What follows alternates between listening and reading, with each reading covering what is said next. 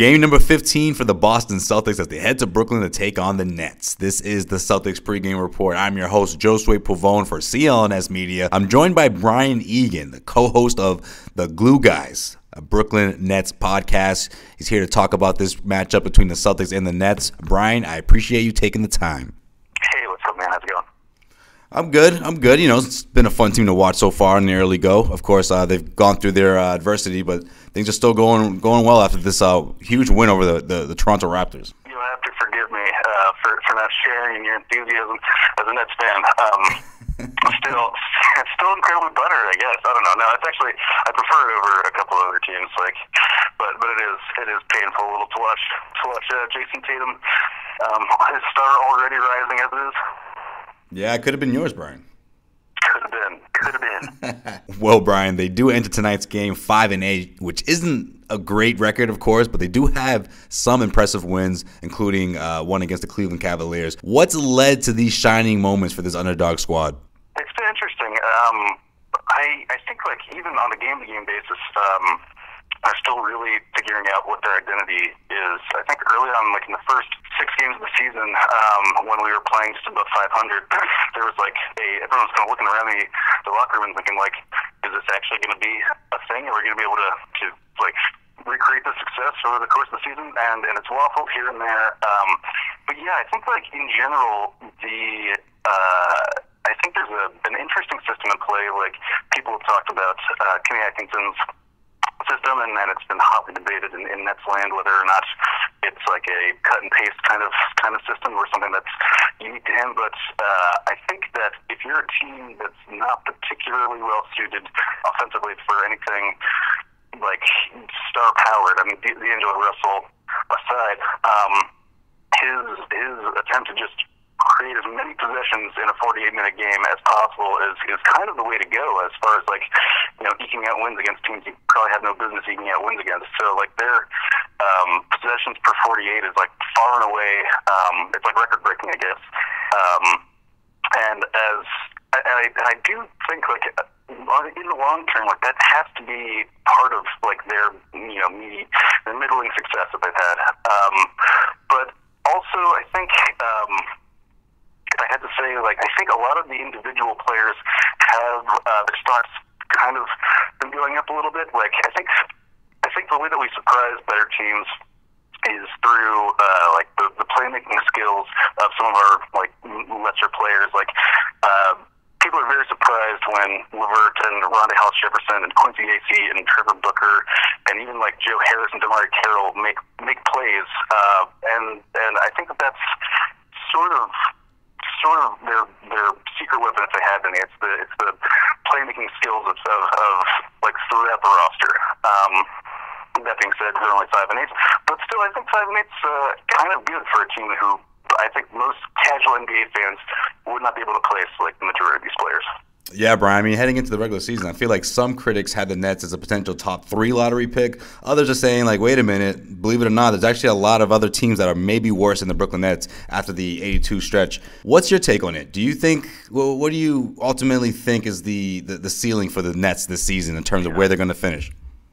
I had them in our preseason thing, so the Nets had a really good preseason, and it wasn't just good for the sake of they won a couple preseason games. They passed the eye test in a way that I don't think anybody was expecting. It was just a very mature looking offense out of nowhere, and so everyone kind of adjusted their expectations way upward, and I was definitely guilty of that myself. I think I went into the season thinking they were going to have 29 wins or something like that, which is probably just about what Vegas has. And then I saw the preseason and I was like, wow, this is actually maybe could be much better. And I went out there and I bumped it up to 36 on the pod, which I may live to regret if his injuries still persist. But I think somewhere in between is probably the most realistic. I don't think they're quite yet in the hunt for the playoffs, but they're definitely doing because we're not playing for immediate success. The training staff or everyone else, basically they'll sit anyone on a moment's notice. They haven't played Jared Allen for 4 games now just because he had reported a sore foot, and they're just oh, okay, well, we're not playing for for glory this season, so why don't you just sit out for a week?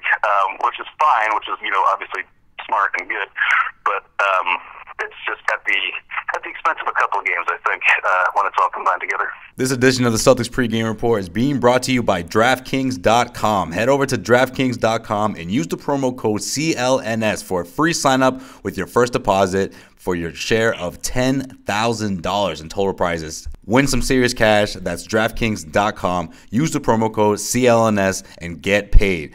All right, Brian, let's get some Celtics talking here. I mean, of course, I said earlier they had a big win against the Raptors, which they pulled off without Kyrie Irving. A few nights before that, they had a huge win against the Hornets, which they managed to beat them and come from behind win without Horford and Irving. My question to you is, where do you see the Celtics in terms of ranked with the best teams in the NBA? I know they have the best record, but of course, it's still early. Again, it's not even December, so things could change. But I'm asking you, what do you think is where do you put the Celtics in terms of like the top teams, a la Golden State Warriors, all those tough teams in the West? Where do you see the Celtics when it's all said and done? I mean, it's hard not to believe early on. Like the way that they're doing it is it's undeniably impressive. I think that if I had to say whether they're like immediate contenders, I think if nothing else, they make a much more compelling matchup in the finals against Golden State than this year's Cleveland Cavaliers. I think that's. I don't think that's necessarily a hot take, though. I mean, it's just new faces, and I think it's an interesting thing to do to basically like go all in on defense against a team who's got obviously the most dynamic offense maybe heretofore the NBA's ever seen. So yeah, I guess my feeling is probably hit right up there with them, and maybe the only team that can really compete at this point. But if Isaiah Thomas comes back and Cleveland starts like just being filthy again, that can change. But yeah, I mean, like it's hard not to be pretty bullish about Boston Celtics right now. All right, well, there's no word if Kyrie Irving is going to be in action tonight. He's listed as questionable heading into the game. So let's just do this. Hand me a prediction in the likely scenario he sits out. Who wins tonight? Gosh. Well, Spencer Dinwiddie is a dynamo and a force to be reckoned with, but I do think that this is going to be a tough win for the Nets team. I think the emotional tone in the locker room's we're a little bit bummed in the wake of the D'Angelo Russell injury. It would be a really big win if we could eke something out. But if I were to put my money on it, I would say that this is going to be a pretty easy win for Boston, despite a Kyrie Irving injury or whatever. He is Brian Egan of the Glue Guys podcast. And Brian, where can they find you on Twitter? Just BK Glue Guys at BK Glue Guys. Check us out on netsdaily.com or Almighty Baller Radio. Any of those places. All right, Brian. We appreciate you stopping by, man. Thanks for checking in. Thanks for having me. All right, well, that's going to do it for this edition of the Celtics pregame report. Special thanks to Brian Egan once again for joining me, and thank you to everyone who tuned in to yet another edition of the Celtics pregame report. Guys, make sure you tune into our postgame show that will air immediately following tonight's game on clnsmedia.com. You can join the show by calling 347-215-7771 to get on the air, or like this show, you can listen to it on demand, anytime, any place, anywhere on the CLNS Media mobile app. Weekday shows air on the Celtics Newsfeed channel, on iTunes, Stitcher, and the CLNS Media mobile app. For today's Boston Celtics pregame report with Josue Pavone, this is Josue Pavone signing off.